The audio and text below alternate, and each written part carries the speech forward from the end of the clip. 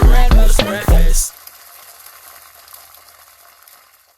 And hello, everyone. Welcome to Grandma's Breakfast.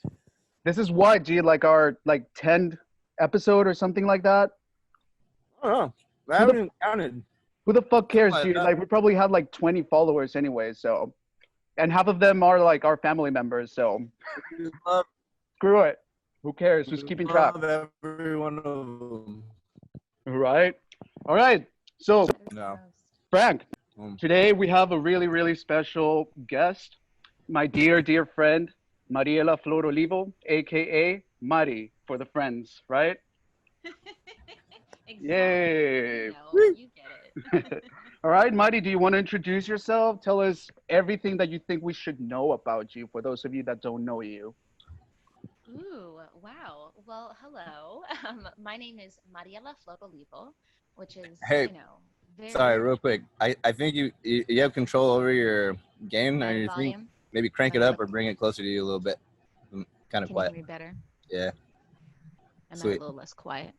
Sorry, I'm an audio guy, so I'm gonna, Yes. No, give it. Critique. Hey, yeah, I can hear you way better you now. do it for a reason, right? Yeah.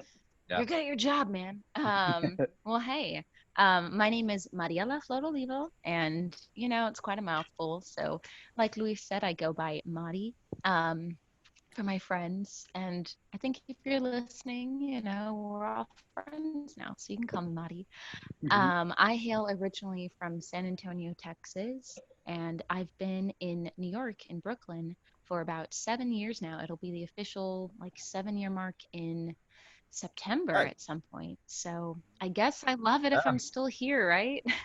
7 years, just shy of a decade. But I I'm can't having a believe it's great been time. 7 years, Mari. I remember the day that I you know. left. I remember like the time that you left, and I can't believe that it's been 7 years. Like for those of you that don't know, Mari and I belong to the same theater community in San Antonio, Texas.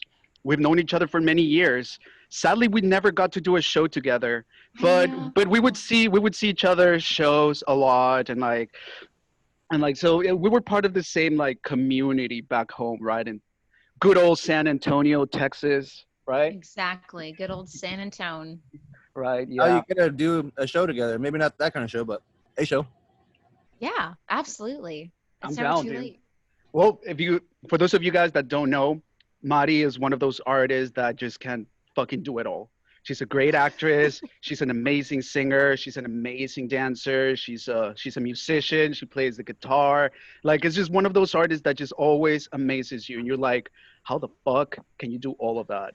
You know? Oh yeah, that You're an So angel. Thank you. no, That's very kind. I'm telling the truth. I'm telling the truth. Like I've always been like super amazed at your talent, and maybe next time we can work on our like little tap duo or something like that. That would be really fucking cool.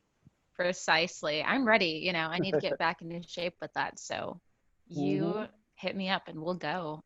Yep. So, Mari, what do you do? What do you do over there in the East Coast?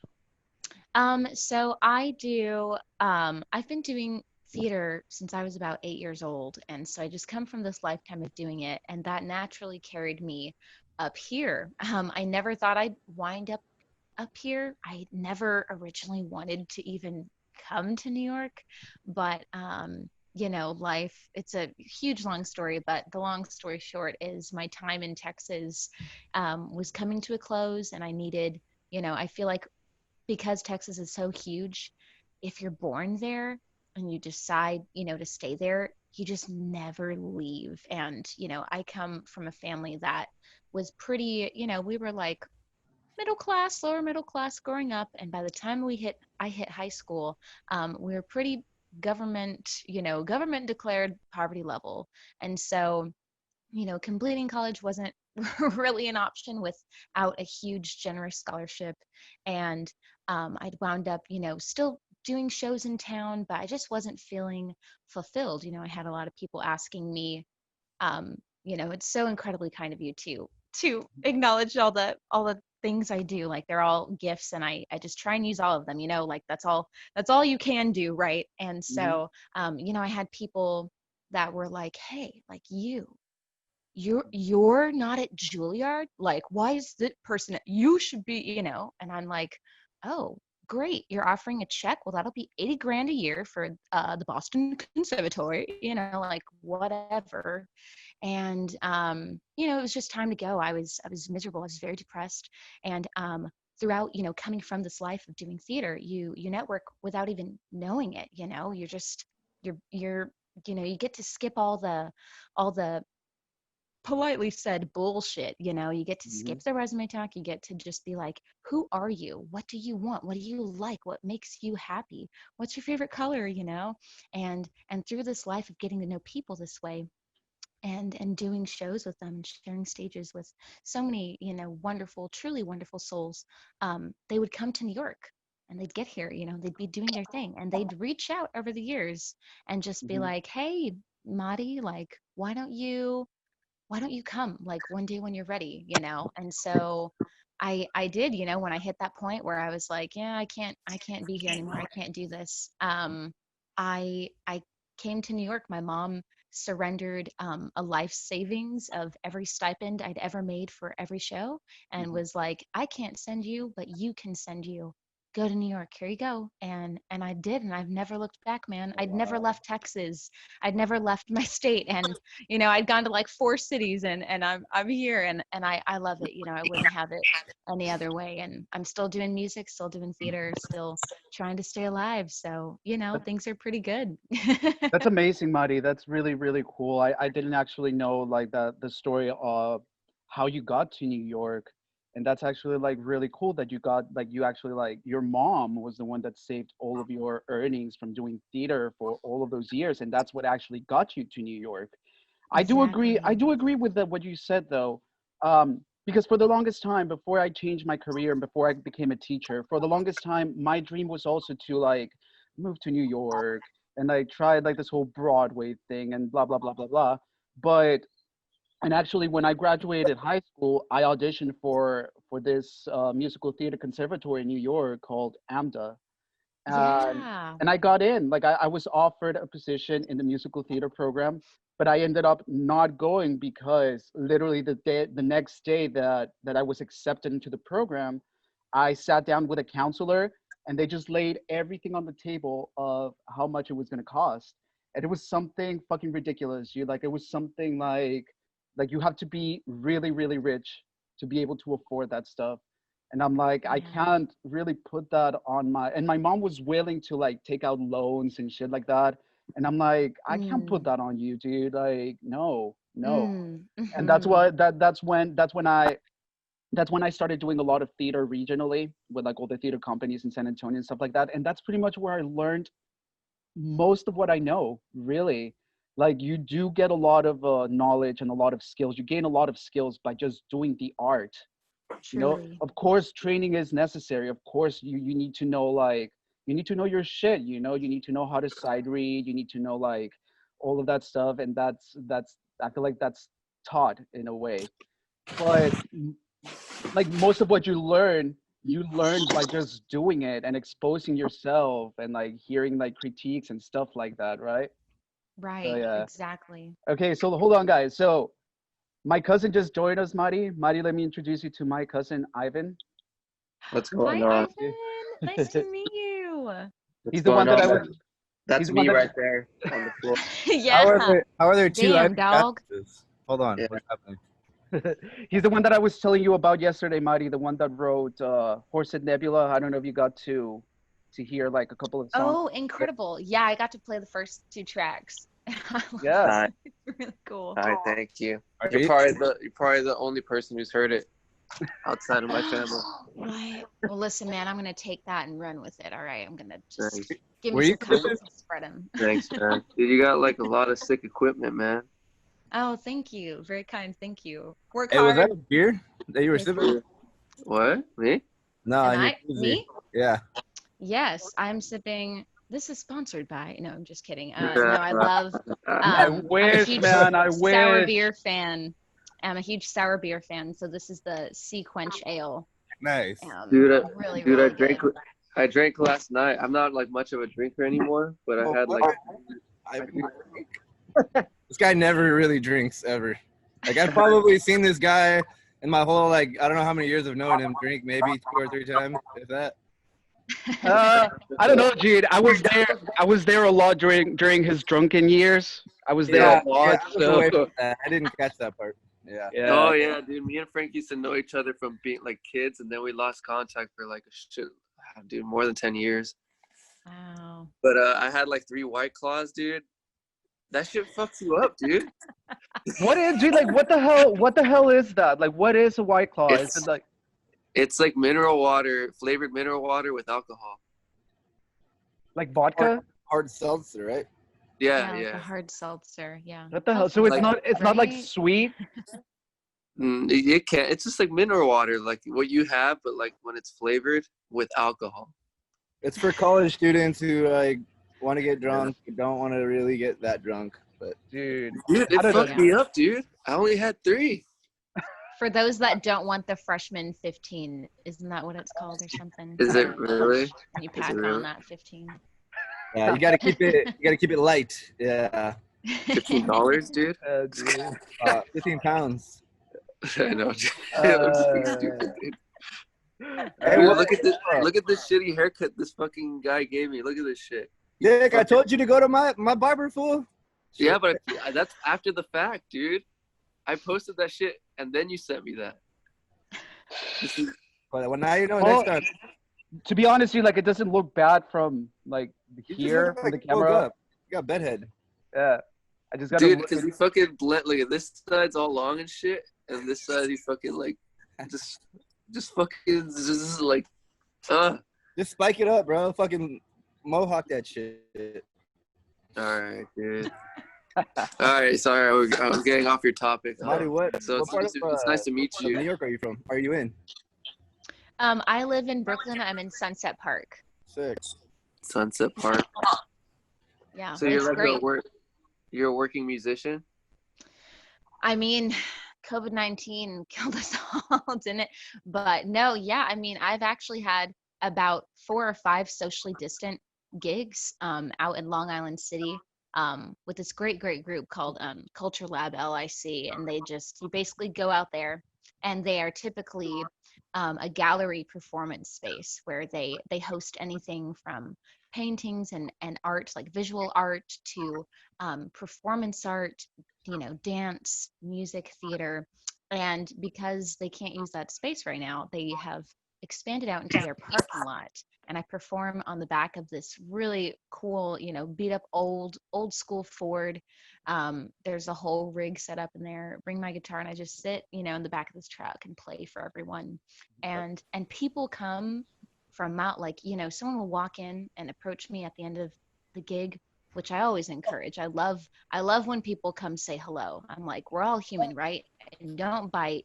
Get your butt over here and say hi, And so people come up and be like, man, I was just on my way home. I had shit to do, but I heard your voice and I had to go, had to double back in. And people are just so hungry for art and music right now. Everyone's been stuck inside and they're just like, oh my gosh, this is a human. I can be outside. I can be Seriously, safely dude. socially distanced. Seriously. And enjoy a beer, people are cool. They're coming out and it's been really moving, honestly. Like it really has elevated, I feel like in our craft, be it theater, music, dance, whatever, there's always the fight and the school of thought of money versus heart, money versus like the passion of doing it for the love of it. And I'm obviously on the for the love of it side, Really? You seem to be doing really well for yourself. Thank you. That's very kind. I've got a good village, and people like you guys having me on the show. I'm so happy to be here. This is really cool. So what's like your style, like of music? Yeah, so I do folk. I sort of classify it as like folk pop.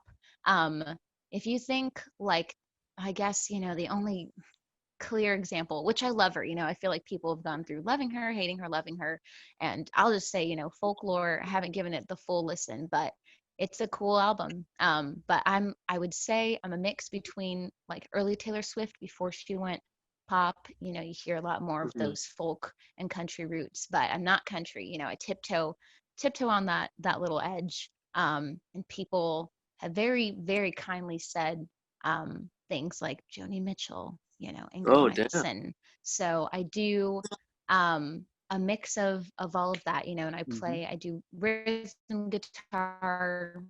Really wish I could solo. We'll get there. We'll get there. I just got an electric, Oh, so dope, you know, man. we're moving up in the world. But I do a lot of finger picking, and you know, I love it. I greatly enjoy all the artists Okay. that came before me, and it's a cool thing to be navigating. All right, You know, guys. So Frank really, and I. Oh, sorry, really quick, guys. When I was talking to Marty yesterday, last night about the podcast, we actually came up with like a really cool idea that no one has ever done on the podcast. Like none of our past guests have done it. Play So, a song. Play a song. so Marty, Oh, are it you is? ready? Yeah. Do you want to Is show that us your what it first is? song? I was Yeah? totally gonna ask you if you mind, I like. knew it, dude. I Oh, knew it. And That's you know, I was gonna suggest it to you. Oh, dude, we're ahead of You're you. like the guitar is You guys are there, dude. awesome. So just tempting us. Yeah. That's why, like, first thing I Yeah. saw, I was like, that's fucking cool. All right. Is I'd that be a real meme? jerk to just let it sit there the whole time, right? You Yes, know, like, yeah, I can dude. look at it. I'm not gonna touch it, but Is that Yeah, a that meme dope painting ass. behind you? All right, Marty. Do you want to talk a little bit about this song? Sure. Let me think. Let me think about what I'd like to do. All right. I'm Do you gonna guys want to mute hear a new song or like an older song? whatever you feel like, dude. Whichever one you like better. All right. Ooh, that's So, hard. Hold on. Give me We're a all our own second. critics. I'm gonna mute everyone so we don't get any like background noise, okay? And then when you're done, All right. I will unmute everyone, okay? All right, Mari, the floor is yours.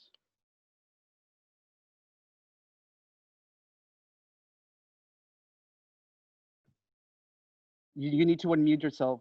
I'm sorry. How about now? All right, that's good. Mari, the floor is yours, okay? Cool. All right. Get the beer burps out.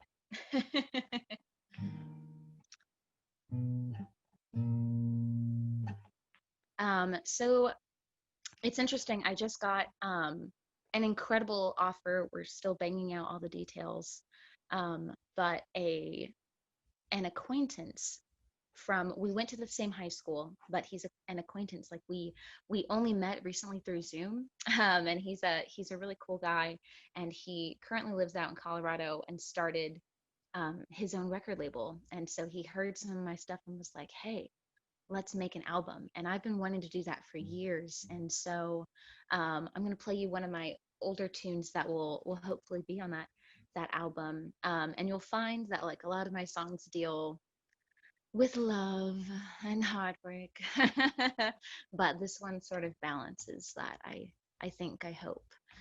It's called Please Stay. And I think you'll get it when you hear it.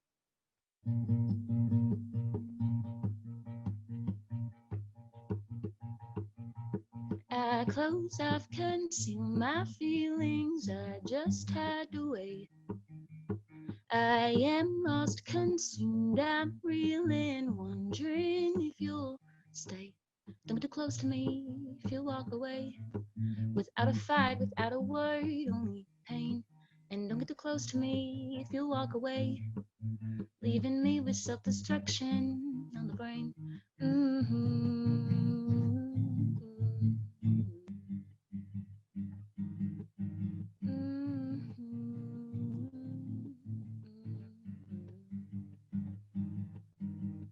I close off, conceal my soul, only fear remains. In my thoughts I lose control, thinking of your frame. Don't get too close to me if you walk away, without a fight, without a word, only pain. And don't get too close to me if you walk away, leaving me with self-destruction on the brain.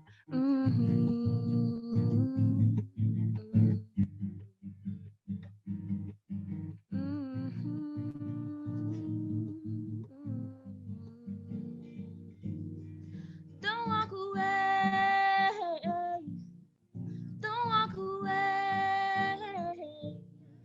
Put your arms around me. Love, you found me. Please stay. Please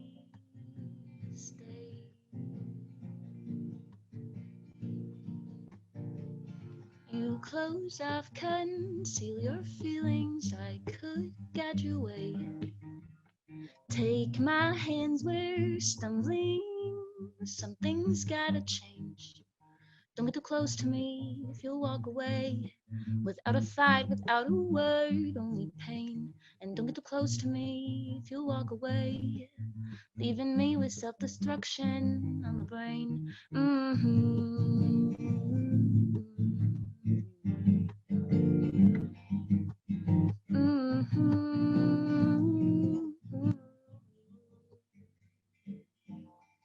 Don't walk away. Don't walk away. Put your arms around me. Love, you found me. Please stay. Don't walk away. Don't walk away. Put your arms around me. Love, you found me. Please stay. Please stay. Please stay. Ooh, oh, ooh, oh.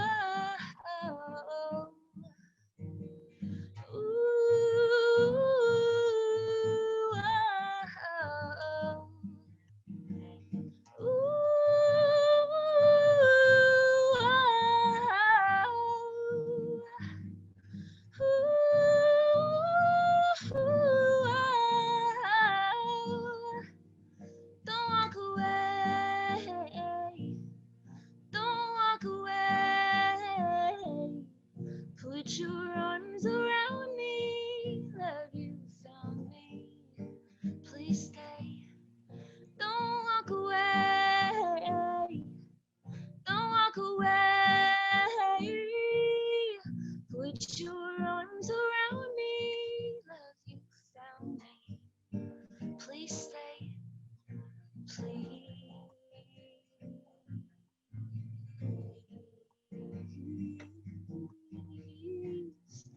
stay.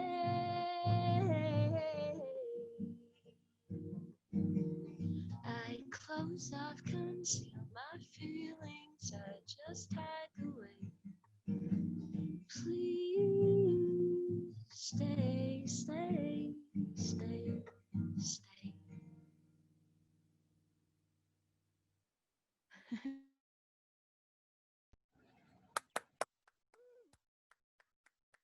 Dude, that was awesome. Dude, that was really, really Oh. fucking cool, dude. I Yeah. loved it. I think you might have muted yourself. Thank go. you. There That you was go. great. Good job, Am I Mari. unmuted? Yes, that was Okay. really good, The Mari. opportunity. I loved it. I loved it. That was really good. That was really good. So, Thank you, my guys, friend. Thank you. on top of Mari being an amazing artist, she's also a very insightful person, and she actually has prepared like a topic for us to discuss. So, I don't know if Mari, do you want to introduce your topic? Sure. So I loved this concept. Like, I really do love this concept for a show of asking a question and then just spitballing on it, and adding ideas. So, our world is crazy right now. We've all been stuck in a quarantine for, gosh, God knows how long. And 3 months for me. 3 months. Yeah. What about each of you guys? I was stuck. Mine ended in June, but I was quarantined for 4 months. What about you guys? We're technically Dude, I still feel in like I'm still in quarantine. quarantine, man. I was gonna say, man, like Man, I just went out for the first. I would be Yesterday. if I hadn't had to go back to work. If I hadn't had to go back to work, I'd still be quarantined. But I mean, I've been working from home. I've been working from home since it started. So for me, like, Wow. even if I'm working, like, it still feel like I'm in quarantine, and I feel like I can count with one hand, how many times I've actually gone out in like the past 3 months. So Wow. I'm still technically in quarantine, even though like shit around me it's opening up, but Sure. still quarantine. Wow. Yeah, Dude, can I ask a question about your music real quick? Yeah. Sure. You're not a Regina Spektor fan? I love Regina Spektor. I actually saw her last. So there was the spot where she got her start, like, you know, how Gaga had the bitter end, you know, everyone has their place. I feel like a lot of people had the bitter end. But Regina Spektor would perform at a place called the Sidewalk Cafe. And I was there the final night that Oh, it was man. ever open, and she did like a surprise set. No She way, like man. snuck in, and yeah, and she was blitzed. She was so drunk, and it was awesome to see like your idol just being human. Like, I think that's the yeah, that's a great thing. But yeah, she's like a top 10 fave for me. I for heard sure. I heard her in your style a little bit. Oh, that's so kind and so cool. I Thank can you. I'll hear it. add I it can to the hear it too. list. I can totally hear it too, Mari. So now let me ask you, like, Thank I mean, you. was she like hammered drunk? She was, well, she forgot, I forget if it was Samson or one of her, it was Oh, like one of man. her famous songs, and she just was like, I have not played this in a very long time, and I'm very drunk. Like, she just was very Yeah. honest. She was like, I just came here to have a good time, you know, and it was just so cool. Like, it was just a really That's fucking awesome cool. human experience. And I'm glad to hear you say that, because I make it a rule that, you know, we all have our idea of who we think we sound like, but I never, you know, I like to hear what other people think, and then, you know, Yeah. like, take that into account. So that's Yeah, man. really Yeah, like if I'm gonna be like specific about it, like your rhythm patterns, cool. like when you sing, like it kind of like has Oh, I everything. love Yeah. that. Thank you. That's a Yeah. really kind compliment. Thank you. Anytime. I'll drink to that, you know. All right, good. So, Mari, what is your topic? Yes. So, I guess it's something I've thought about all my life, but only became more prevalent once COVID-19 started, certainly once the Black Lives Matter movement, you know, resurged, and certainly now that I've had to go back to work in a COVID-19 world. And I want to introduce the question of, how do you feel about empathy? Is it taught? Is it learned? Is it something we're born with? And when was like the first time each of you can remember, like, if you can remember your earliest moment where you either saw empathy and like took note of it, or felt empathy and took note of it? Have you never felt empathy? Like, you know, you can be real, you can be honest, like, it's a hard thing. Like, I talked to my mom recently, and she was like, yeah, I don't have like the empathy you have. Like, I don't know if that's horrible to say, but, you know, and I was just like, no, cool. Like, let's talk about it. So I'm curious to see, like, do you guys think empathy is learned or taught? Are we born with it? And what's like the earliest example you can remember in your life? Oh, this is like that's a great question. Right? All right. What do you guys have to say? Do you guys want to start? Is it taught, or is it learned? Are you born with it? What was the other one? Or Is it like, is like it overall? taught? Is it something taught through example? Something that you see and you take note of, or is I it feel something that like you feel you're born with? naturally, as human beings, we have the ability to look at ourselves and know what our experience is like. So then when you see somebody who goes through something that you've experienced and you're like, well, that fucking hurt me, so I know that that person's also in pain.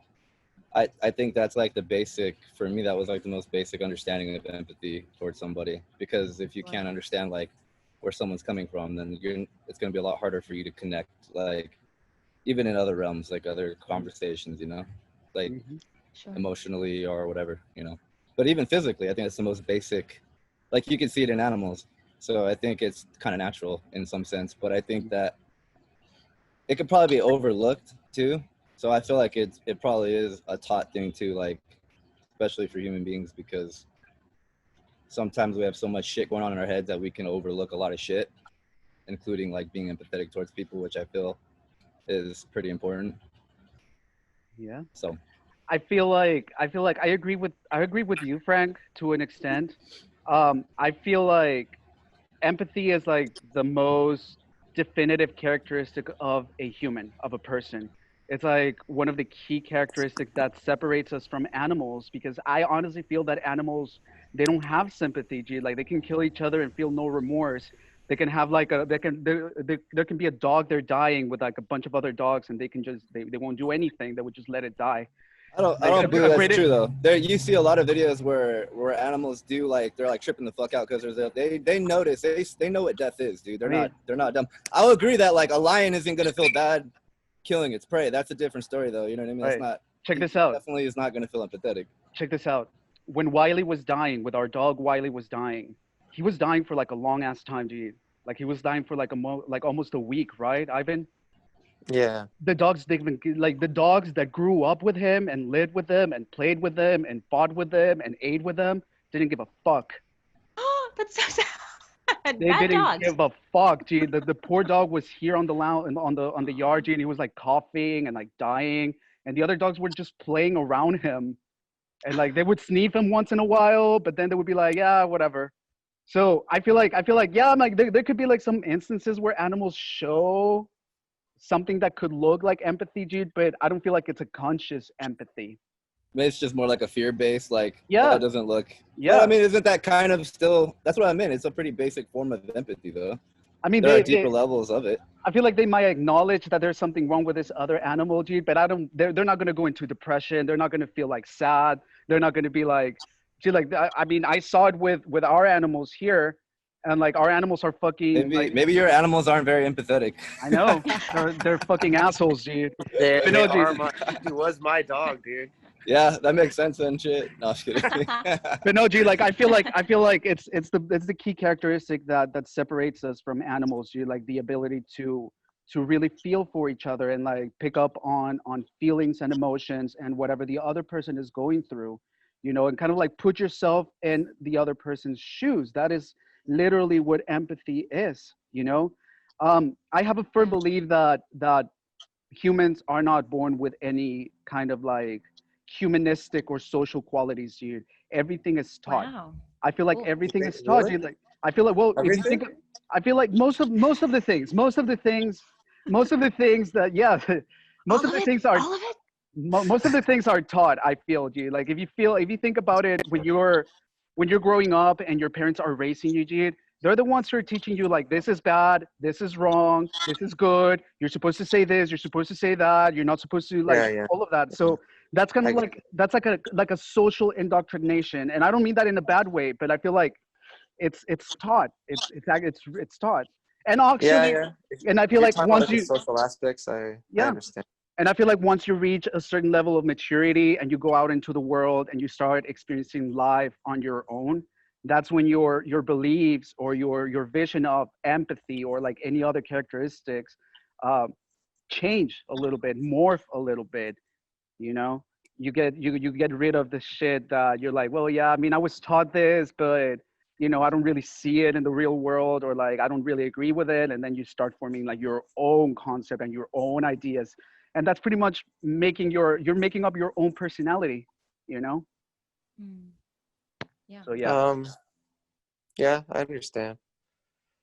I think you're technically right. There's this dude, Robert Sapolsky, that talks about the things that make humans uniquely humans, and he's a biologist, and he talks about like when you look into your dog's eyes and there's like all this fucking like weird like cascading like endorphin effects.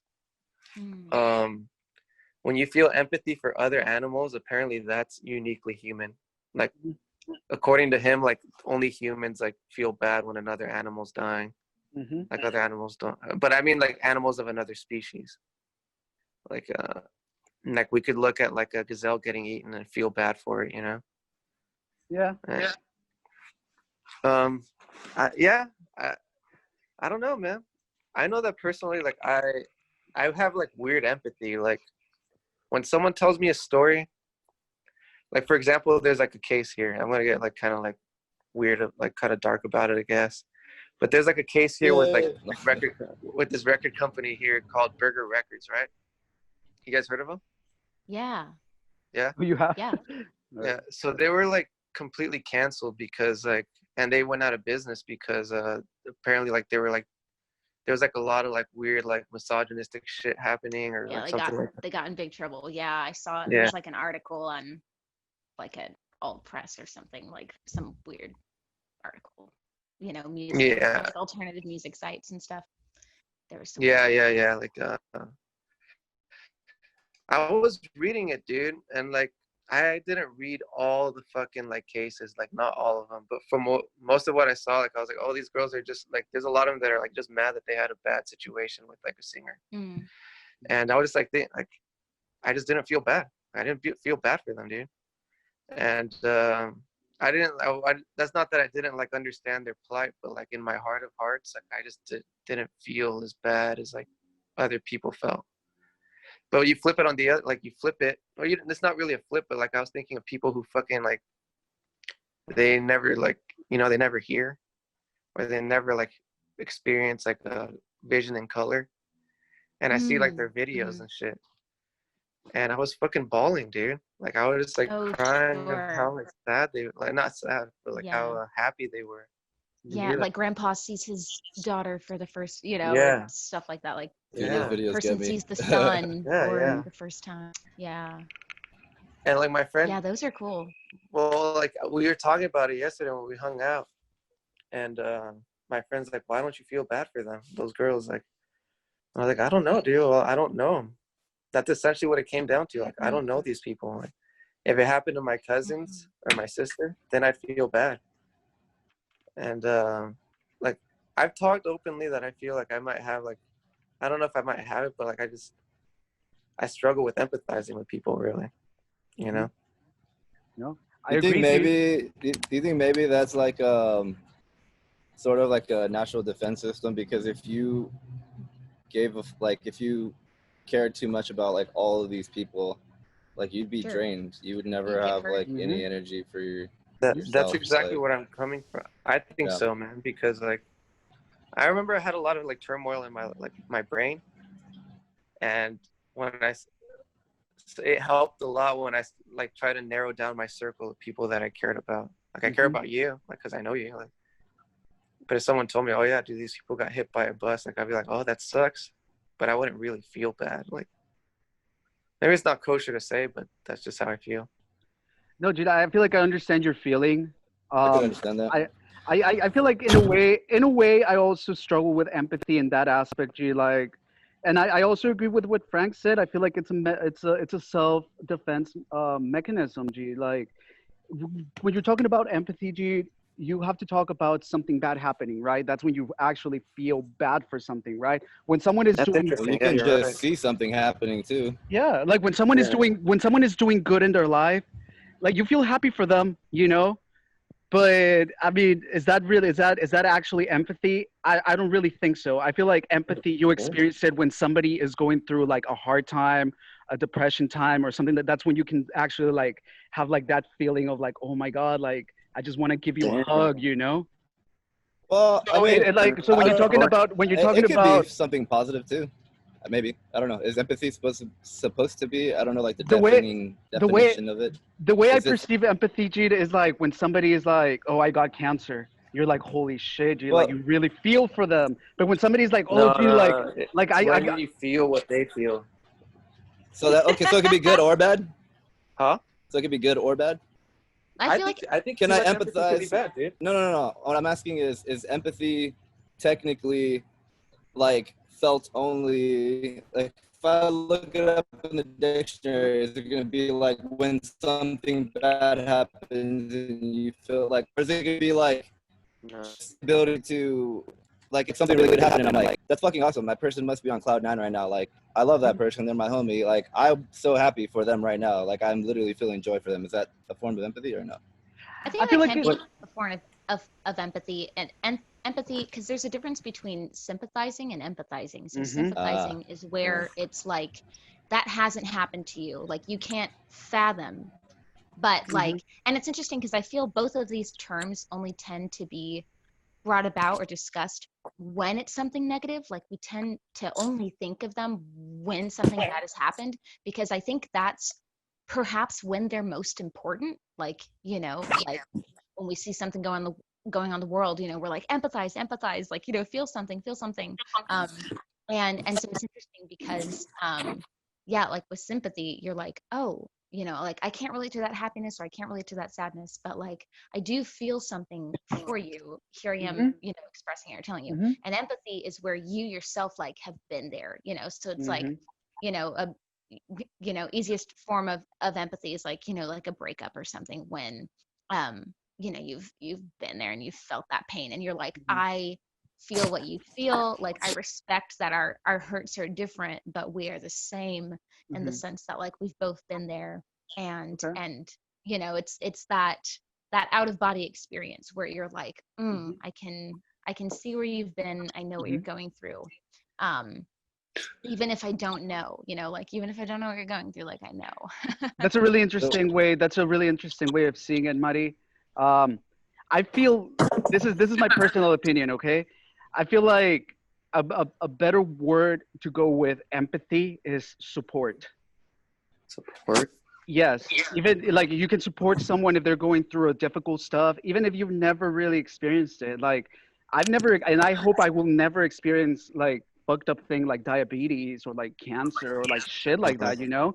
But like if one of my friends gets it, or like Ivan says, like one of my family members or one of my friends gets it, G, like I'm gonna be like super fucking sad, G. I'm gonna try to be there to support them and like talk to them and like this and that, you know. I'm in a way I'm empathizing, I'm supporting this person. Same thing when, I mean, Mari knows a lot of people that have been on Broadway. I know a couple of people that have been on Broadway. Like that's a huge accomplishment when they tell you like I just booked a fucking amazing gig. Like you're like, holy shit, that's fucking awesome, G. Like I want to go see your show, G. Like you should invite me to your cast party and shit like that, G. Like you want to be there to support them. And like you are having like this shared feelings with this person, you know. Chances are that I will never be on Broadway, dude. But in a way, my friend making it there, dude, like it feels like holy shit, dude. Like I did shows with this person, you know. Like it's like a cool feeling, you know. Like I know this guy and he's like up there on that fucking stage, dude. And it's like hell yeah, dude. Like in a way, you feel like a small part of you. It's there too. Does that Sure, make sense? sure. I love that joy. I love that you have joy about that. 'Cause I Yeah. think there's a whole thing in our industry right now, and that, I mean, this is also something to talk about because like you as guys, like maybe you can tell me how it is in your world, but like women in this industry, like especially theater, you know, and music too, like both of these worlds, it gets so competitive that it becomes a thing where instead of expressing that joy, like instead of being like, I'm so happy for you, it turns into a like, I'm Jealousy. so happy for you and I feel so bad about myself. And now let me tell you how bad you've made me feel about, let me tell you how bad your joy has made me feel. And you're like, whoa, like, whoa, beep, beep, beep, like stop the car, back up, because, you know, it's that whole thing of like, like I don't know, I feel like some people just were never taught the golden rule, never saw that fancy little poster in elementary school that says, you know, if you don't have anything nice to say, like I don't understand where this need, like I don't know how it is with guys, but with women it seems to be that sometimes, not all women, like there are, you know, all women are incredible and wonderful, but we're all human, right? We've all got flaws and we all, you know, are shy to show them, but like when they're out there and it's okay, it's human. But like one of these human flaws is the need to actively tell someone like, hey, like congrats, but I'm jealous. Or like, hey, congrats, but did you really deserve it? Hey, congrats, but I've been working so hard and I just don't get it. Like, do you find that like in each of your fields? Like, do you find that men are like that to other men? Do you find that it's the same? Do you find it's different in any sort of way? Like how do you guys deal with that? Do you deal with it? I don't know. I haven't personally dealt with that. I totally deal with fucking jealousy.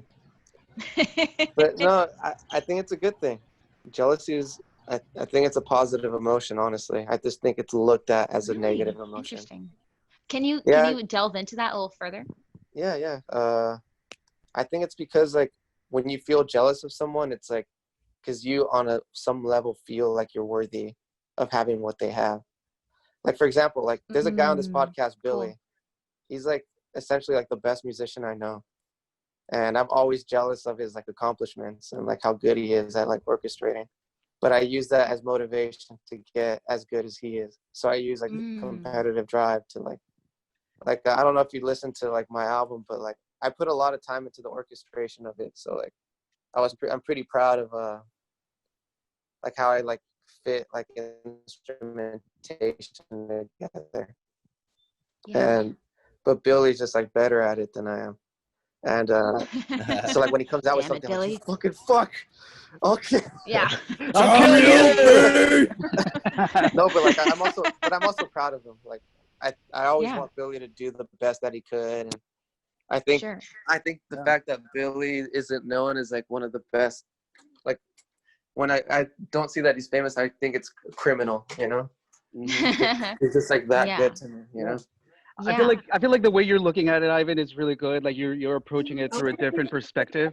Like that's actually like driving you to be better. But I feel like, and coming from the theater world, G, like I can tell you that I can relate to Mari, G. Like you can tell when these people are judging you or they're congratulating you or they're telling you something, G. Like you can hear it in their tone. Oh, like you know when it's sincere. And you know it's when not. it's sincere, Yeah. G. Like and then they're like, it pisses me off, G. It's like you like why I the just fuck? openly deal with that by saying, "Dude, I'm jealous." I open with, "I'm jealous," and that's real. And then I say, "But I'm happy for you," because I am. Because that's true. I am happy for them. Well, see, I love that. Like, I love that reverse. Because I was about to ask you, yeah, but do you tell Billy, like, man, I'm jealous? Because, like, I think there's a right way to do it. Like, I think, obviously, like, jealousy is a human, like, we're all going to feel that. To pretend you don't is foolish. You know, I don't think everyone feels it all the time about every circumstance and every person. But, like, when you do feel it, I think there's a right way to express it. And I kind of like, because as a woman, I'm used to the reversal of, it starts with, "I'm happy for you." It's like an apology, right? It's like, "Well, I'm sorry." And then you get that "but."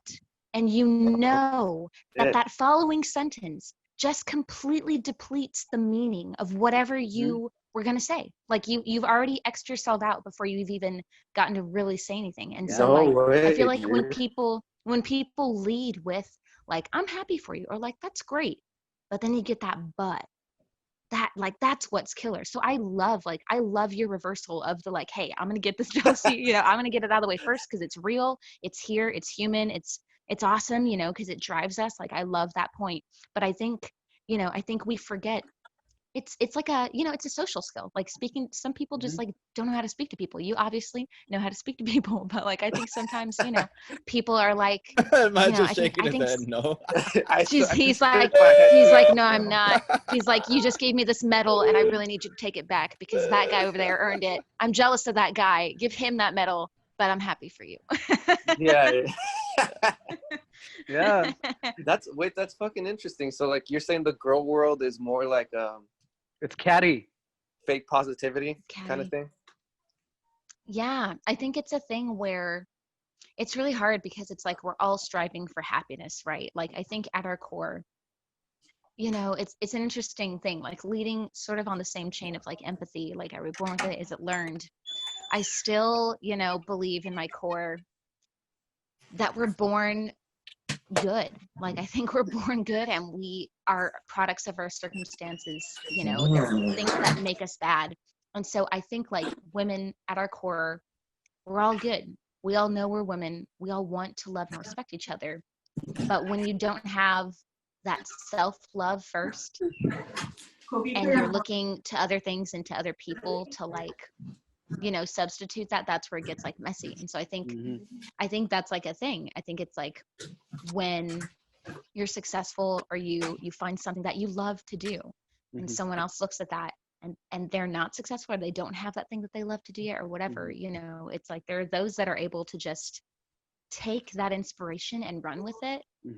And there are those that are like inspired, sure, but they like for whatever reason need to let you know that like your happiness like hurts me and it's so and I think it's so weird. Like I think it's human. I think it's all right. I think it's like if you have a good enough relationship with someone, you can compromise and like talk it out and be like, okay, well, like tell me why you feel that way, you know, like you can kind of like help each other out in that way. But I think it's really hard when out of the gate you just get that negativity and it's followed by empty words. Like it's followed by that like fake smile and that, but I'm happy for you. And then like 2 months later at a party, you're like, oh, did you hear what so and so said about that time? And you're like, I thought they were happy. Like they said they loved me. What? You know?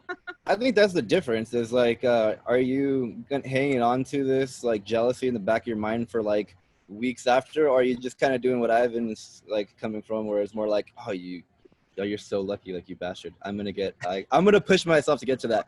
So tell me about it. Like, tell me more. I want to know everything about it. Like, you know what I mean? It's like a quick, it's that, like you said, it's an honest jealousy. And then it's not about that. It's just more like we're real homies and I'm happy for you. I have something to say, G. Like, I feel like, and I mean, everyone here, dude, does something creative, that does something related to the arts. And I feel like when you're part of that world, G, if you're an artist, if you're a performer, if you're a singer, dancer, musician, whatever, G, you have to have an ego, right? That's like a big part of being a performer or an artist, G. Like every single one of us has an ego that it's bigger than the normal person, G. Like we like to be seen. We like to get on stage. We like when people compliment us. We like when our friends come to see our shows, G, and that feeds on our ego. But I feel like it's the way you approach it, G, like your level of maturity, your level of like your love for the art instead of the love of just the pure attention of it, you know? And I feel like that's where these people that have this, I guess you can say like negative jealousy, like that's where they come from, G. Like they really do feel like they are more worthy of what you have or what you have accomplished. And I feel like that's because they have an elevated ego. They really do think that they are the shit. All right, dude. Okay, check it out. You're totally right, and I am that person. Every time. I knew it, dude. What do you think? I was looking at you when I was saying it, dude. Dude, every time I hear like these side acts that have like a shitload of followers, I'm like, fuck them. I deserve it. Yes, me. Listen to my music, you fucks. Well, dude, that's different, dude. Like that's different. Like when you hear when you see like so-called artists or musicians, dude, that do like stupid music, like come up with like stupid shit that is just legitimately bad, that adds nothing, that has no artistic value, no emotion value or shit like that, and they're like blowing up. And then you're here, dude, like literally pouring your heart and your emotions into your art, and you're barely getting recognized, dude. I feel like that is unfair, dude. That is unfair in a way, but the world isn't fair. Like that's exactly. What's that say about the world? Exactly, dude. Exactly. It's almost as if the world isn't fair. I'm gonna go back to my Immortal Technique quote, where just because you go platinum, it's got nothing to do with luck. It just means that a million people are stupid as fuck. Like, hell yeah, dog. Yes, dude. I agree. Fuck everyone who's more successful than me.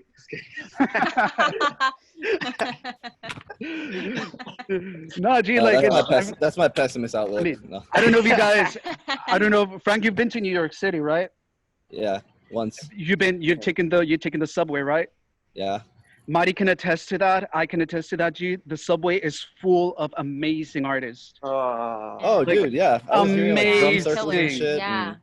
All kinds of cool shit when I was there. I was like, I had to stop like every 5 minutes. My group was like, dude, we can't keep stopping. I was like, all right, sorry. I was like a dog who just wants to piss on every tree. Yes, G. Just like, what's happening here? What's happening here? Like, it's fucking amazing, dude. Like, you don't just see musicians, dude. Like, you see jugglers, you see tap dancers, you see like, I saw like someone reciting like Shakespeare sonnets to like hip hop. And I was like, and they were like fucking good, dude. Like they were entertaining, they were amazing, and they were like on the third level of the subway, like way down there, dude. This like subject's getting me depressed. All right, go to New York. Yeah, dude. Yeah, it's really sad. No, will it's sad. Inspire you. These lights will. What's it? Oh, never mind. You know what I mean. It's cool. Our rent's real expensive. Oh, yeah, But, y'all are crazy over there. I thought Cali was crazy until I saw some prices in New York. I was like, God damn. I've never been to Cali. Like Cali seems cool as dude. heck. I was gonna say, dude, you gotta come down. Come visit. Frank and I put on this thing. Well, actually, our crew, like maybe it's like the grandma breakfast crew, kind of like does this. But like we threw like this show that we want to like continue doing. I know I personally want to continue doing. You should come down and play it, dude. Oh, I would love to. Dude, it's That'd like be a awesome. it's like a huge thing, dude. Like we get get together housing and and shit. yeah, it's like a It's- house party, dude. But we get a stage, we get sound, we get lights, we have a bonfire. Like it's pretty fucking cool, dude. Like we had one for Halloween, we had one for what was it, dude? It was like Valentine, know. the day All after Valentine's Day. Oh yeah. And like it's really cool, dude. Like we invite like a bunch of musicians, a bunch of like bands and shit like that, and they come and perform, and like we get like a good crowd out here in It's the kind of backyard. like So Far Sounds. Have you? I love So Far. Yeah, it's kind of like that. That's cool. And we want to like start like streaming it and That's shit. great. But Oh, yeah, that's dude, like awesome. if you're Yeah, down, if you're down, we're extending the invitation right now.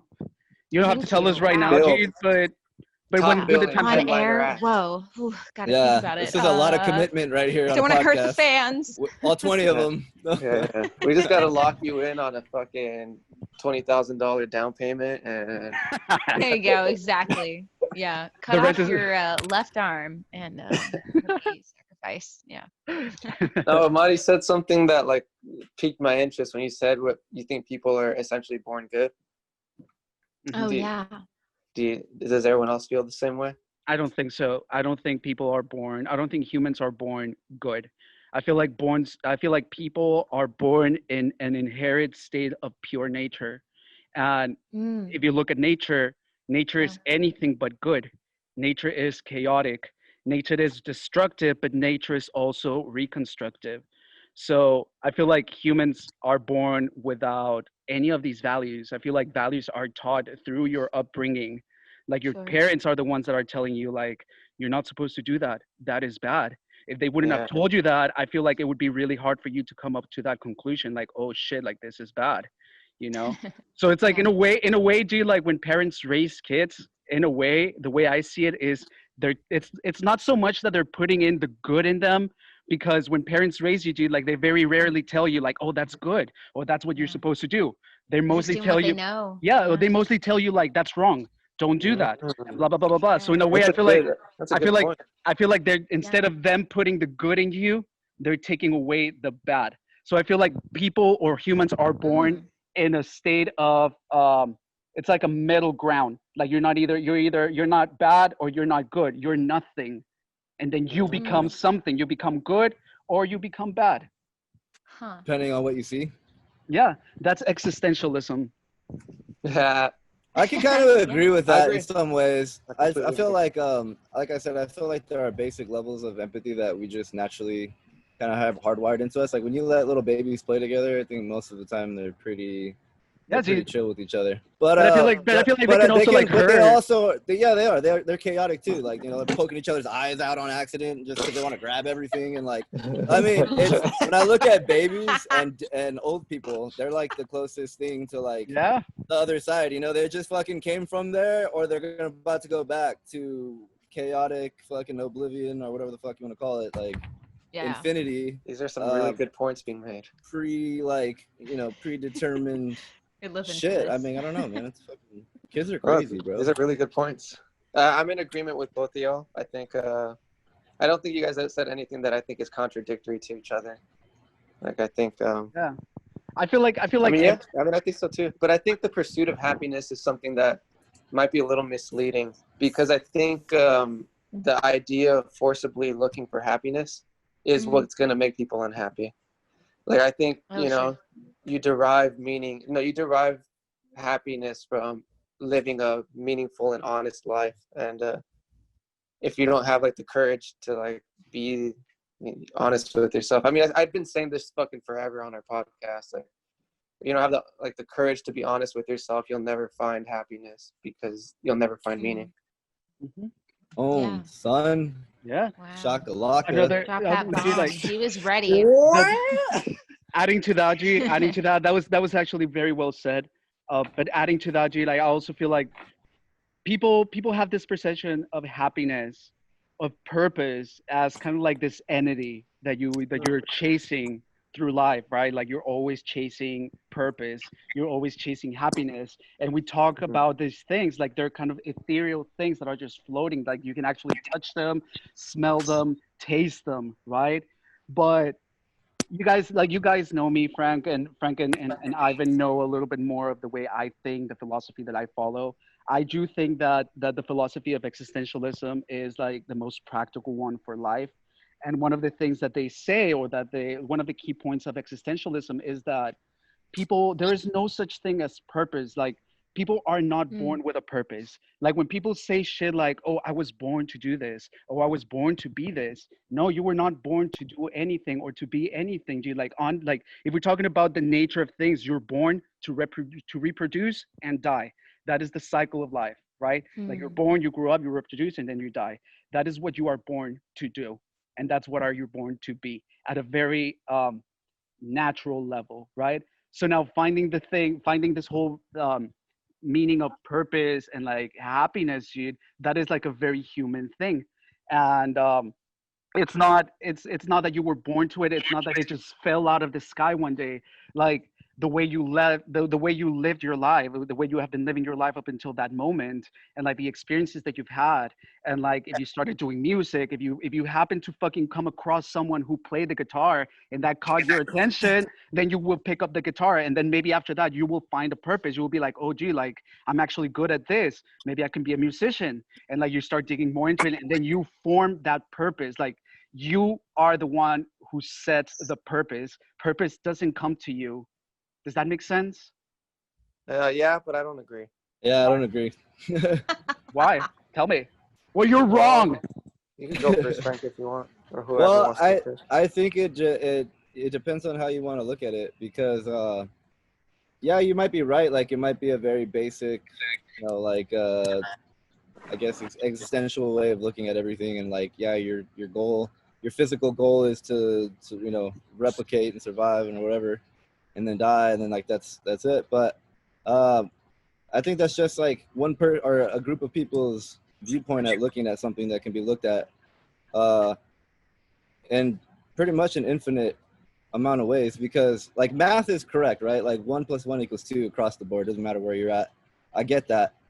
But at the same time, like, you can't tell me what a black hole really is, because all you have are theories, and not everything is completely understood yet. And so the fact that not everything is completely understood yet, you can't say without a doubt that maybe there are like certain things that happened in, I don't know, it's just like things that come off as coincidence sometimes. I think it's just a little interesting how that happens. I don't think that it needs to be very supernatural either. It could be something very mathematical. I mean, I don't know. Yeah, that's pretty much what I was Sequences saying. and shit like that. I feel like when you find purpose, it's very circumstantial. Do you like things have happened in your life that have led you to that point where you discover something, and then you find the value in it, and then you fall in love eventually. But I don't feel like you are born to be a musician. I really wanted to be an artist, and I fucking really tried for a while, like, to draw and get good at it. And I was like, man, I really want to do this, but like, I physically suck at drawing. And there are people who just naturally born really good fucking drawers and have a steady hand. Picasso shit, dude. I mean, I didn't find my purpose through there. Yeah, dude, like, but I mean, have you met people? Have you met people that are very skilled, that are very talented, dude? That you're like, I don't know how the fuck you're not like a musician, and they are like, I don't know, bankers, or they're like, their purpose they're like, was Yeah, an not- accountant. Yeah. yeah. They're like, what? I play Yeah. guitar on Tuesdays at 5. You're like, what? Well, sometimes you just get lucky too. I mean, Yeah. I feel like you were born with skills. You like, there's definitely people who are born with skills. They were born with like a gifted voice and shit like that, dude. But that doesn't like. But that maybe goes- there are also times where like they had actual opportunities, but the decisions that they made fucking either led them down one way or another way. it's So, I mean, you circumstantial. can- Do you want to say that they definitely failed, or did they just pick a different route? And, They may, like, they may. That's what I'm saying, dude. When it comes to purpose, you make the decision. It doesn't come to you and it just happens. Like if an opportunity comes to you, dude, it's like what, Jude. all right, no, hear me out, Ivan. Jude. Hear me out. It's like what happened. It's like what happened with you and your band, the Average Gatsby's. Dude, like I'm just kidding. you had, Yeah, what's the dirt? you He had, said average gas. didn't, Oh, World Star. didn't you say that before you guys broke up, fucking you had an opportunity to open for like a big artist or like to work with a producer that Yeah. worked with like a big artist, and they were like, no, fuck that, I don't want to do that. They Yeah. made a decision, dude, and that led to the fucking band breaking up. That led you to a different path. Yeah. So Yeah. it's circumstantial. Like I feel like it comes down to your decision. Like, do you take this route or you take that route? Okay, man. Like when you got into theater, okay, what do you love most? Like, let's say, what medium do you love most? What do you mean? Like what form of art? Yeah, whatever you love most. Theater. Pizza. I love pussy, dude. Fucking Ivan, dude. It's my purpose, man. It's all I live for, dude. Okay, when you heard theater, did you feel like it found you? No, dude, I was dragged to my first theater performance. I was forced No, to no, go. no. Yeah, that's not the point. The point is, like, did you feel like when you heard it, did you feel like, and then like you just like laser focused on it? No. Really? All right. For me, it was like that for music. Mm. Like when I heard it, like I just fucking like I felt like it found me. Like I don't find, like what you're saying is like you don't find your meaning finds you if you like leave yourself open for it. Are you talking That's about? the way I see it. Are you talking about? Okay, you're talking about music finding you. Yeah. But what about you finding music? Do you like you actually picking up a guitar and like learning and shit like that? Did you do that on your own, or did you do it because you saw our older cousins playing, and like that kind of like? Because everyone likes music, dude. Like everyone feels drawn to music, and Yeah. music makes people feel things across the universe. But what drew you to music? Like, did you instinctively picked up a guitar and you were like, I'm gonna do this now?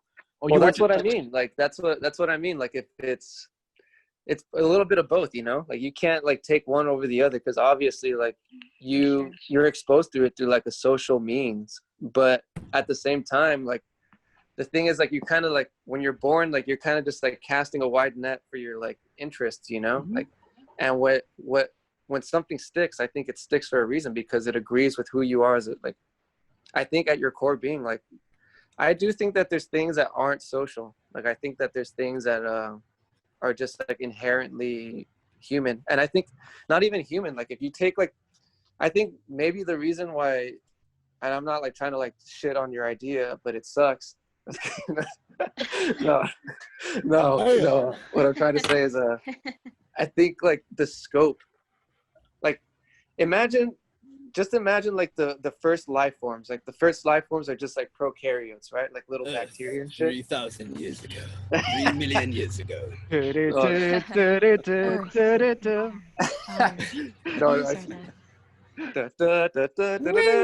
Water, heart. With our powers combined. Sorry, go ahead. Prokaryotes. No, yeah, like they don't know like that they're fucking like setting the stage to essentially like, you know, like they start eating each other and then they start like fucking becoming like accustomed to like their surroundings and shit. Well, everything went black. And they start having like these like, they start developing these abilities, like, you know, like some of them produce energy through the sun, you know, there's like chloroplast cells, or some fucking bacteria produce energy through, you know, sugar. Like sugar molecules, and those are like mitochondria. And you know, if you ask them like, did you choose to do this, or did this choose you? Like they obviously they can't answer because they don't have mouths, but like if they could, they probably wouldn't think twice about it, right? Tap twice if you agree. Give me a sign. If chloroplast could Tell talk. me! Dude, Dude, I can totally see you like yelling at a fucking petri dish. Petri, what is it called, dude? What, chloroplast? No, like Petri. that thing where you put the bacteria, you Yeah. look at Petri Petri dish. dish. like petri dish. I can totally picture you like just yelling at it. Tell me right now. Yeah. It's like when I look at like What's your when I look answer? when I look at my pets and they're like when I look at my dog sometimes I'll just be like you can talk, huh? Like if you can talk, just let me know, dude. It's cool. Like I won't tell anybody. It's cool. Just let me know. That's cool. Yeah. Tell me you've never done that before. Like you've never seriously questioned. Yeah, like your of dog course. could Of course, probably dude, just I've thought legit about have it. conversations. Of Just course. way Like, too I smart. thought you loved me, man. I thought we were hey, cool. dude, there's times where I was like really fucking high, dude, and I would look into Rocco's Oh, yeah. eyes, dude, and I swore they looked like human eyes that were just staring back at me, dude. Like I felt Oh like my it was like God, a, that's I felt like scary. it was, I know, dude, like, it was fucking creepy as fuck, dude. Like I felt like it was You're wearing like, like I a, don't like that. I felt like it was wearing one of those helmet masks, and I could just see like the eye of a person just like looking at me, and I was like, dude. And I was just like, Frank, dude, like, you can talk to me if you want, right? Like, I'm gonna be cool. I'm not gonna freak out or anything, you know. It's it's the Okay. universal consciousness. When you look into an animal's eyes and you have that connection. Like I stood like 5 feet in front of a full grown lion before and stared into his Jesus eyes, fucking Christ. and you could legit just feel their fucking presence. Like not only are they so physically massive and just like muscular, but you just feel their like thought connection, and you're like, can you like read my mind right now? Or like what? They're just staring into Dude, your soul, and you're it's like, fucking- dude, I'm looking at the universe right now. This is fucking nuts. Like This is Speaking of some a lion. crazy. You guys. Rocco just joined us. You want to see something, Rocco? Rocco! Yeah. No, dude, like this is actually something that I trip out a lot about, and Ivan, like we've talked about it, like how animals can fucking pick up on our social cues and shit. Like Rocco Well- knows when I'm mad at him, and I don't even have to like. All I have to do is just talk to him in a different tone, and he picks up, dude. He's like, like, hey, relax, Yeah. relax, dude. Yeah. Relax. He's trying to tell you to Yeah. relax. Yeah, it It's kind of okay, makes Macho, you it's think what the real language is, you know? Like Mhm. are spoken words just a formality? You know what I mean? yeah, yeah. And Mine words, real, dude. is real language just really fucking like, non-verbal? Hey, I got an idea for a song title. You should one of you cool musicians should write a song called Mind Words and just like write a song about that. Like, when you just have like a thought connection with things. And people. Should it not be like Ooh. lyrical? Like should it just be like That'd be cool. Like just all instrumental. You just play, and then you just make like Yeah. different faces according to the Scatting. music. That'd be sick. That would be fucking cool, dude. that's art right there? But anyways, dude, like going back to, I don't know which Wait, one of wait, you. wait, I want to finish my point. All right, go ahead. Please, can I finish? Yeah. Like, I gotta go soon. So yeah. Oh, I know. I don't want to make a point anymore. No, make your point. No, You no. know, let's finish this right now, G. Let's just fucking finish it. Like, fuck All it. right. Okay, Look into like my eyes. Tap twice if you can hear me. I'm just like,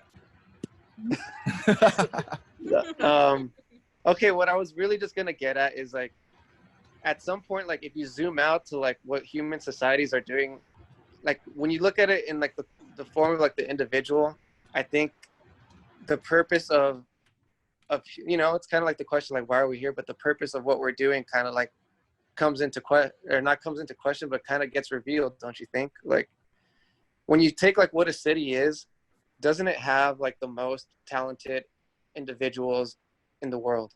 Yeah. Yeah. And what is happening there? Like information is getting shared and knowledge is getting revealed, right? Symbiosis. Yeah. Yeah. So like, fuck, where's it going to? Yeah, so I was just thinking that like, I was just thinking that there is like a great Like that naturally happens. Well, I think that we're a transient thing, like I think that humans, like what we do, like as an individual, a lot of it is probably like meaningless in terms of like, there is no actual purpose, but Right. like the things that we leave behind, like the next generation is going to be smarter than us because of what we did. Mm-hmm. And more knowledge is like being gained. And I think eventually what it comes is to like cosmic mastery. And I The think universe planned itself out. but it's not an individual like endeavor. It's like a collective endeavor. Mm-hmm. And I don't think in that regard, I think that there is meaning to like inherent meaning to life. I agree. I Yeah. agree with what you said. What you said makes a lot of sense. I don't know which one of you guys made the analogy of us being born like as a net. Which one of you said something along those lines? They cast a net. Yes, dude. I also agree with that too. I feel like when you are born, and I feel like that's what I meant when I said you are born without a purpose. G. Like you are born with a net, and you can catch whatever you want. Like you're like a blank, you're like a white canvas. G. Like Blank you're like a slate. blank slate. Yeah. Yeah, and you can absorb and produce all of these ideas, but you're not. I feel like yes, you're born like there's this knowledge that is inherited to the next generation, see, but what is it like? Does that mean that I mean, I can tell you from my point of view, dude. Like, I am a high school teacher. I've taught a lot of high school students from all levels, and I can tell you, like, there's really not a whole lot of them, and as sad as it is, like, there's not really like a substantial pool of people that you're like, oh, like, these people are actually gonna like bring something valuable to the next generations, you know. And it's not to Yeah. downplay them or anything, dude, but you can see at a like even at that stage of life, dude, like who has like a potential, like an actual potential to become an astrophysicist, or like a fucking like I don't know, like some of those crazy fucking majors, you know. Does that make sense? So I feel like that inherent knowledge will be passed down to just a certain amount of people, those that care. Do Does you that think make that's happening now? I feel like I feel like that happened like that. I feel like that started happening like at least a generation before us. Like Mm. the hive mind? Hmm. That's been happening since humans have been on this earth, bro. Honestly. Yeah, Yeah, fair. That's a yeah. good. But like for a long time, dude, like if you look at history, I'm a fucking huge history nerd, dude. But if you look at history, dude, like just look at the Middle Ages, dude. Like the way social structures work, the way government worked, the way everything worked, dude, was fucking insane, dude. Like it was fucking insane. Like you would actually think that these people, they're not from the past, like they're straight up from like a different planet. And these are like the shit that they believed was fucking like they really truly believed that it was true in their hearts, dude. Like if a woman would get pregnant and if the woman would deliver a kid that was deformed, people would truly believe that was like substantial cause to believe that this woman had sinned, Mm. Yeah. and they were usually executed for it. I mean, it's true, isn't it? Well, back So, then it was. Back what then is, it Swift death was. to you, well, sir. what do you think, Mari? What are your thoughts on this On existential crisis? Or were you? Yeah. oh, that's such a good question that I'm not, I'm really not sure. I balance between extreme phases. I go through extreme phases of needing to know my purpose, like needing to know why I'm here, like especially, especially when you move somewhere, especially when you go to a city, you go to a city like New York, and that is the $1 million question that you get until you die, right? Is like, why are you in New York? What are you doing? How's your career? How's your life?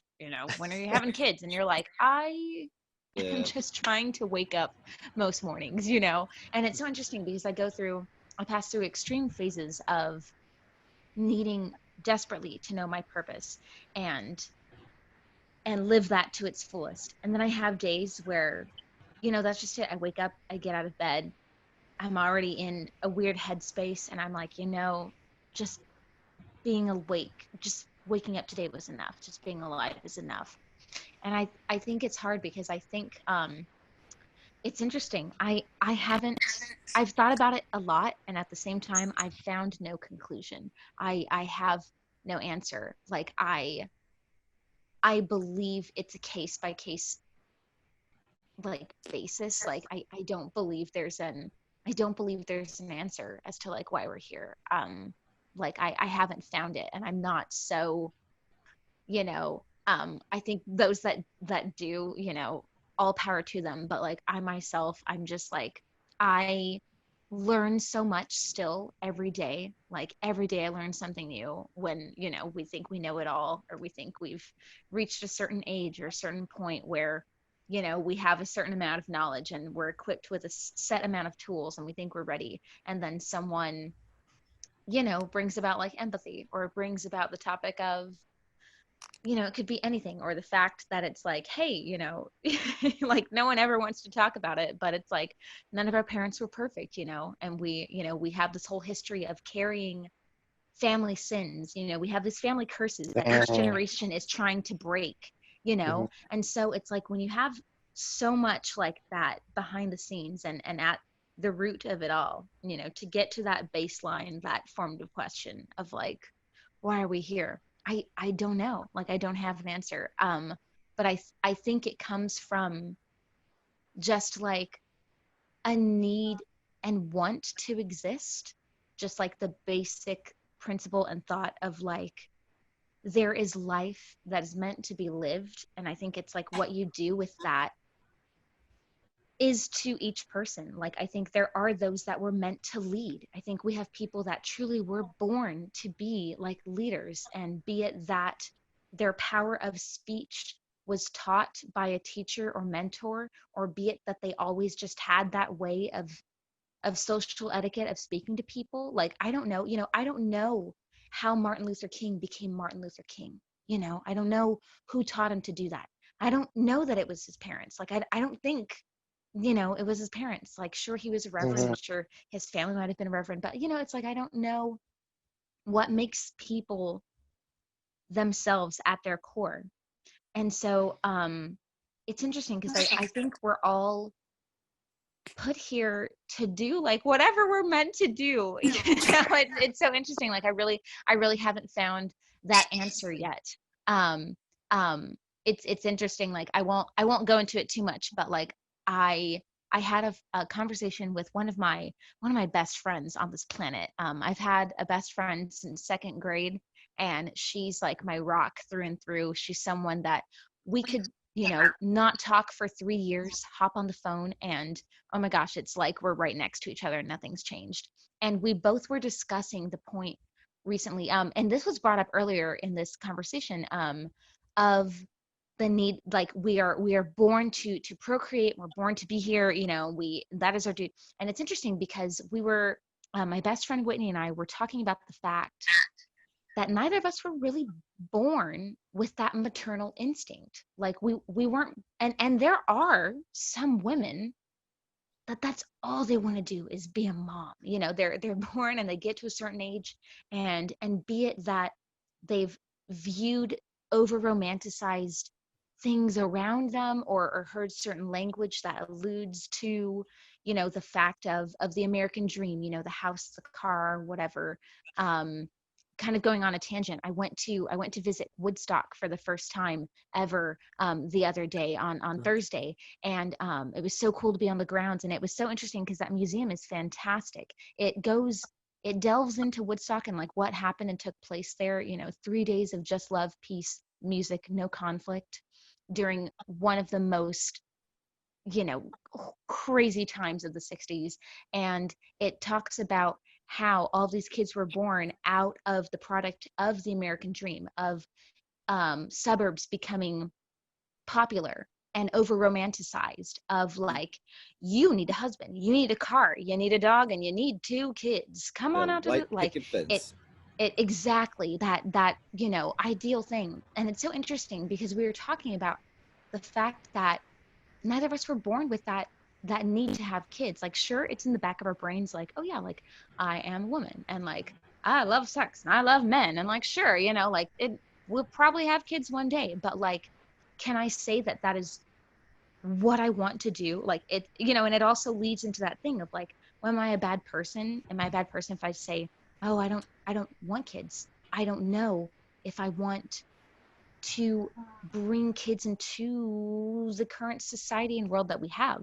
Is it rude Yeah. of me to leave this world for them to fix if I can't fix it? You know, like, Mhm. it's so many of those interesting things and concepts of like, you know, what do we do? Why are we here? And how do we fix what we have and what we have done and are doing?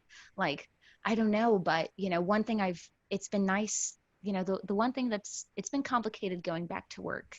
Because I won't go into it too much. I'll just say that like the way it happened kind of gives me the idea that they don't want to pay severance to people that they're not keeping and all those sorts of things. And Yeah. so I'm healthy, I'm young, I went back because I can, and I don't mind, and I love people. And that's kind of something I forgot, you know, during quarantine. It's like I definitely needed that alone time. But being back at work, beyond theater, beyond music, which I do both, for people, like, you know, and we all do it for ourselves. Like we all do it because yes, like we have these egos and we have these dreams, and we think, you know, we must think something of ourselves, you know, to a certain degree to be able to do what we do. But the fact is, like, I do what I do so that someone else somewhere can see me doing what I do and decide, oh my gosh, I too can do that. Like I want that too. Like I do what I do to show that it's possible. And being back at work, it's interesting because it's retail, it's corporate, but it's very artsy. It's like a bougie. I work for a company called Paper Source, and it's super bougie, like a Hallmark.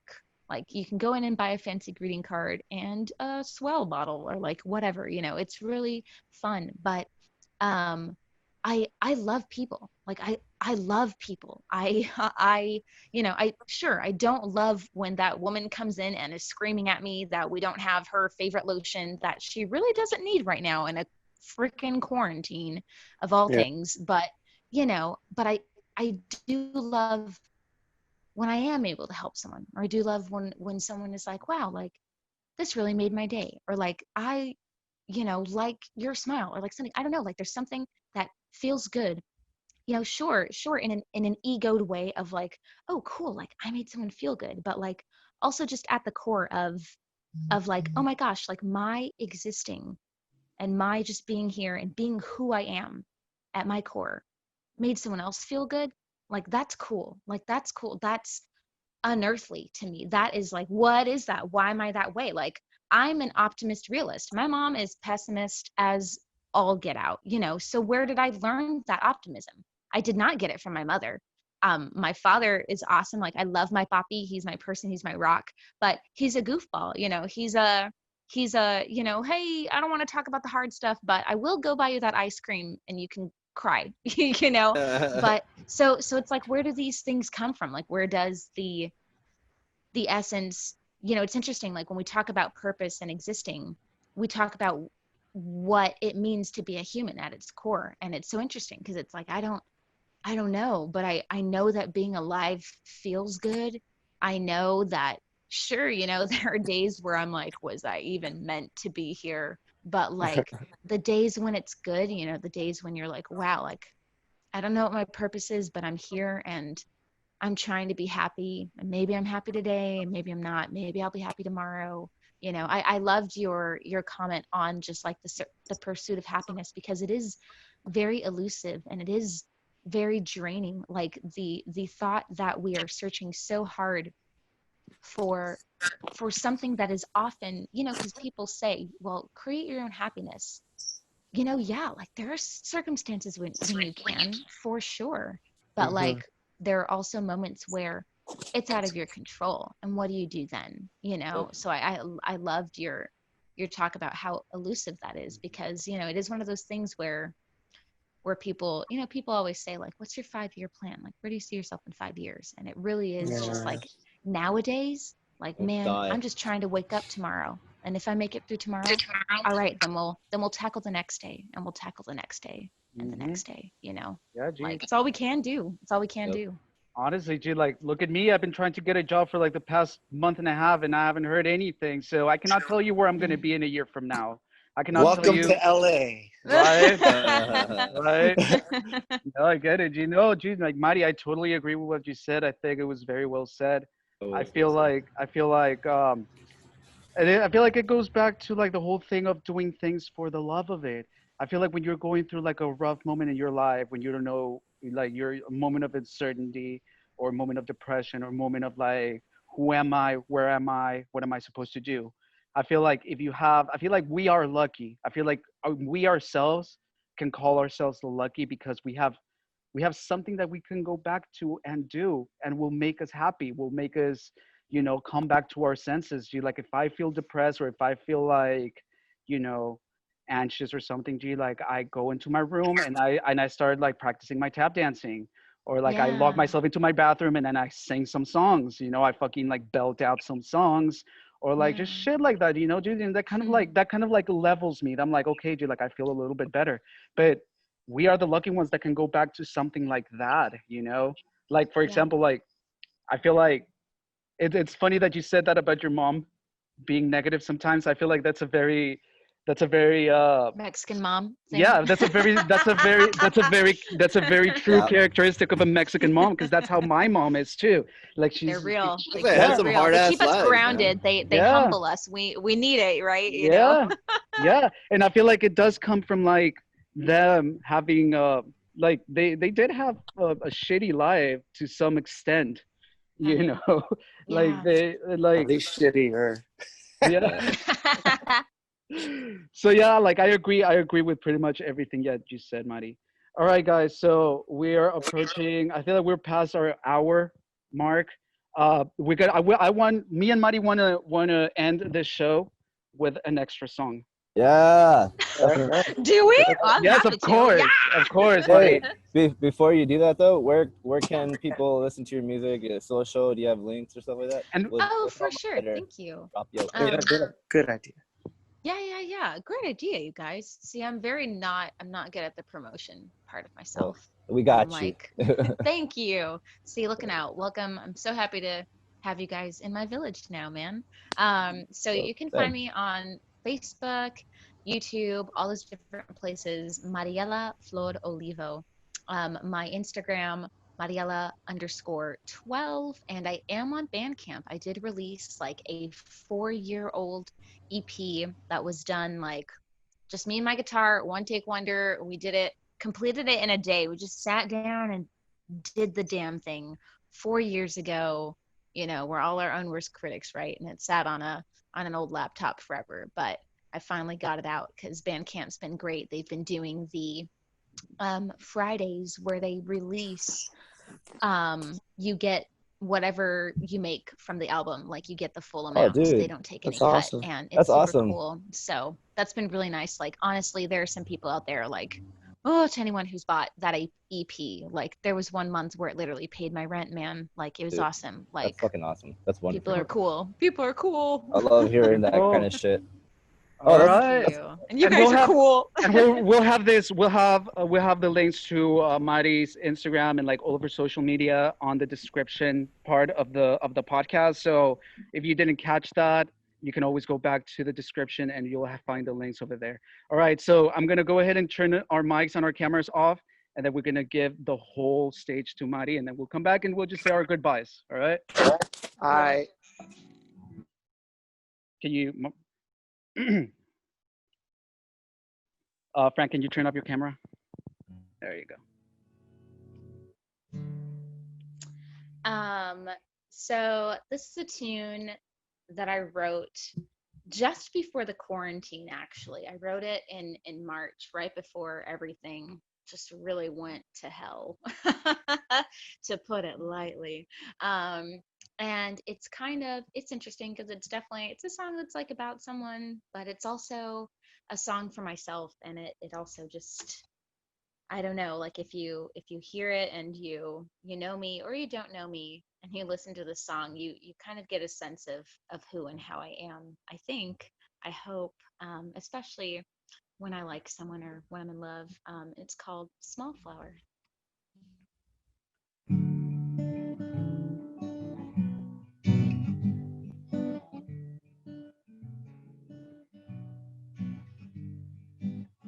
I'm seated, I've been planted, but you dig me up, take me into your care.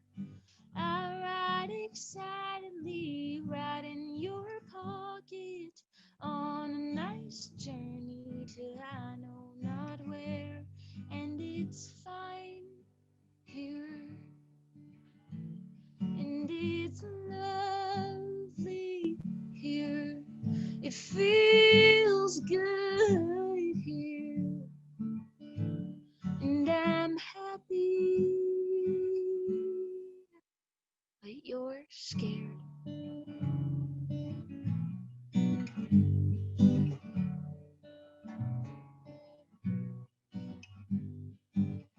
We arrive at your destination. You scoop me out, lay me into your ground. I start to blossom and bloom in your soil, and I wait to see if you'll come back around, 'cause I'm fine here. And you're lovely, dear. You feel good here. You seem happy. So I'll be a small flower in your garden. You'll scoop me out and take me home. Find a nice vase and I'll bathe in your sunlight. But when your water dries up, I'll be gone.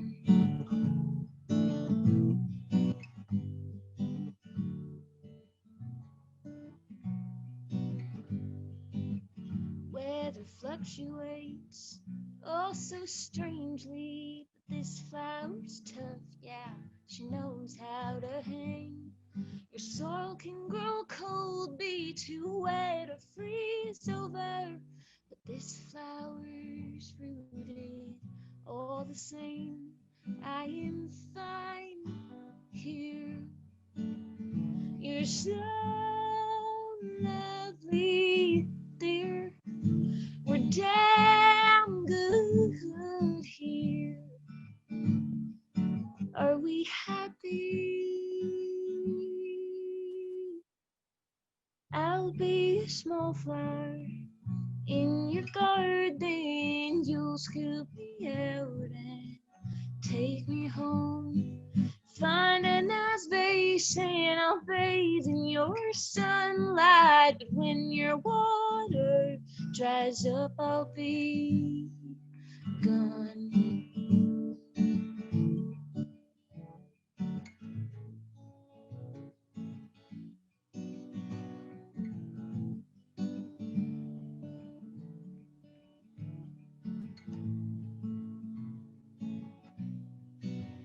If the sun should go out, if the rain turns to drought, I'll be here in the rocks and the leaves. And should you pick me up, keep me safe in some cup, I will happily sigh some relief. But should your water dry out, grab me tight, lift me out, keep me safe in a poetry book.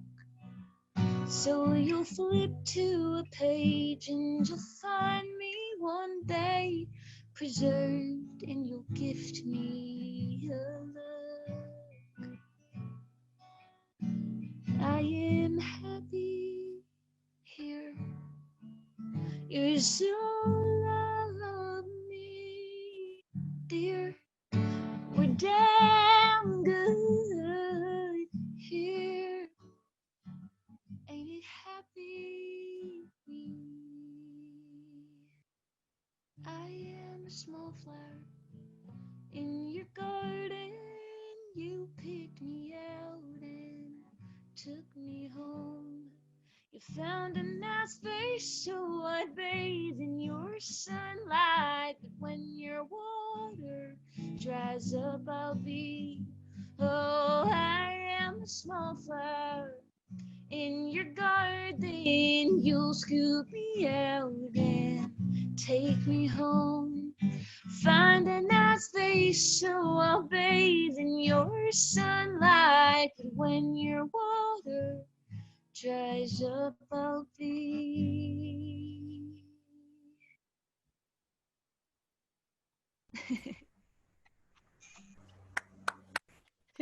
Woo! Dude, that was fucking beautiful. Thank you. I Thank loved you it. That was so amazing, much. dude. Thanks for giving me this opportunity. Like, what a cool No, thing thank you for to. being on the podcast. I feel like you're one of the most interesting persons that we've had as a guest. So thank you for taking the time and Thank joining you. us. All right, everyone. Thank you so much. Make sure that you follow Mari on our social media. We'll make sure that we put all of the links in the description. So make sure you go there and like check out some of her music, give her a like, follow her on Instagram, follow her on whatever. So thank you everyone for joining us today, and I'll see you next time. Bye. Peace out. Peace out. Bye. Did you cooking. Grandma's